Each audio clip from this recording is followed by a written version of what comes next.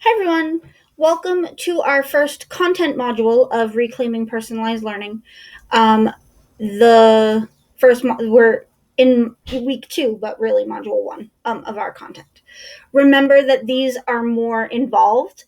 They require much longer chunks of reading, so they are 2-week modules. We only post new content every 2 weeks, so there'll be 3 content modules and then 1 module of final product work. So just keep that in mind as you're thinking about, wow, that's a lot for me to process. You have 2 weeks to do it rather than just the one that you normally would for online PDs. So a couple of things to start off with. I've added 2 resources up here. One is personalized learning in a nutshell. So if you are new to Melrose, new to kind of the Melrose framework of personalized learning, these are some slides that Josh and I put together for a couple of presentations about what personalized learning is and what each of those pieces of the wheel stand for. And then also, this is a video you can use. YouTube has some great features to help personalize the students and the learners access opportunities to YouTube videos. So there's some great tips here that you can use. It's just a very quick 3-minute video I put together of how can you leverage YouTube to provide additional access opportunities for your students. So let's hop into our module for this week. We are personalizing learning foundations. So we're going to talk about in our text this first section that's personalizing the foundations of personalized learning with a humanization factor. So it's section 1 of our text.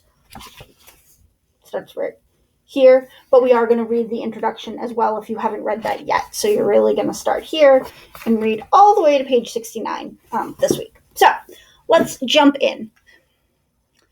When you start, you're going to start with looking at our learning targets. We have 4 of them for this module. We're going to continue to develop our own community of learners here in our online community. Explain the 5 myths of personalized learning. Explain the 3 dimensions of humanized personalized learning. And we're going to apply the learning pit framework to your own learners and content. So those are going to be our 4 goals for this week, or for this module. So we're going to start by watching a video by Paul Emerick France.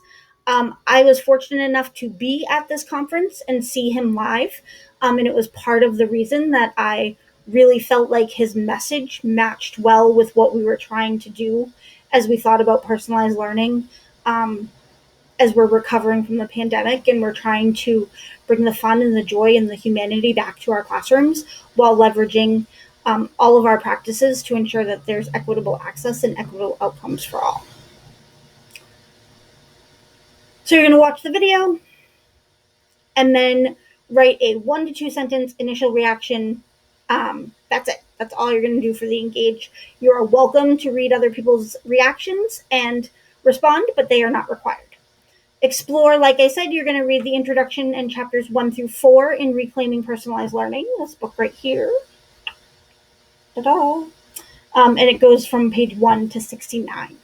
While you're reading, you're going to want to think about some sort of note-taking for yourself. Again, these are just for you. You're not going to turn them in. I'm not going to ask to see them. But they're a way for you to engage with the text, either writing notes in the margin, doing some sketchnoting, taking some notes with a digital platform, whatever works best for you. When you get to the explain, you're going to choose one of these 2 visible thinking routines and think about how do you want to express your learning. So what multiple means of action and expression are you going to use to show that you're achieving your goal? So you're going to choose one of the 2 prompts. You can write a response, you can record a Flipgrid, you could do a drawing, you could do a picture of something that you did on paper.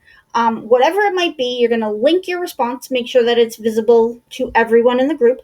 And then you're going to reply to at least one colleague with an extending thought and a probing question. This is going to be our external kind of explanation or external reflection, where the whole group is going to be able to read it and respond, and we're going to start deepening our conversation and our understanding of the content. Then for elaborate, very briefly in this text do they reference something called the learning pit. And I strongly believe that the Learning Pit is a metacognitive framework that we need to teach to all learners, pre-K right up through to adult. So this video explains it in a little bit more detail, with some concrete examples of what that might look like in the classroom or what that might look like in practice. While you're watching the video, I want you to be thinking about, where do you envision your role as the teacher? And how will you describe this to your learners? So you're going to watch the video, you're going to think about these questions that are on the Google Classroom, and then you're going to share how you're going to introduce this to your students. And what is that going to look like? Are you going to make a new visual representation? Are you going to use one of the many that's online? I caution you with using any that are already done, because they are all just the student. And I want you to focus on what your role is as well. So what are you doing and what is the student doing in each stage of the Learning Pit? And then you can share your idea, again, in writing, a link, a Flipgrid, whatever works best for you. Be sure that everybody can view your ideas so that we can do some crowdsourcing. Finally, this is a new piece of the PDs that I'm running this summer. Many people have given me feedback that they wish there was an opportunity for us to have a more personal conversation or a more in-depth conversation. So I'm going to try this year and see how it goes. But the evaluate of all of the PDs that I'm running, of all of the ones on this session, on this course as well, is going to be just a conversation between you and I. And I ask you to do that, and I ask you to be vulnerable, and I ask you to really think about, where am I in my current practice, and how can we help move forward? So I want you to think about this as a judgment-free conversation, just between the two of us. So you can answer again in any way that you want. Flipgrid may not be the best choice for this one if you're choosing to do an audio or video recording, because Flipgrid is open to everybody that's in our PD. It is not a private kind of conversation. If you want to do that, Screencastify, you could create a video and upload it to as the assignment link, or there's a website called 123apps.com that also has some video and audio capabilities. So then you're going to create your response. I've given you 3 visible thinking routines if you need some kind of inspiration, but you're also welcome to write an unstructured response or a letter just to me. But make sure your response includes reference to at least one source found in the module, connections to the content in the module in your current and future practice, and that you conclude with a thought-provoking question or a next step to consider. That's going to help us keep this conversation going as we go through the course. After that, you are done the module for these 2 weeks. The new one will post. Again, we have a 2-week module, not a 1, so we're going to be spacing things out, but there's more reading involved in each one, so we want to make sure you're giving enough time for the reading and to do the activities to help you further your understanding.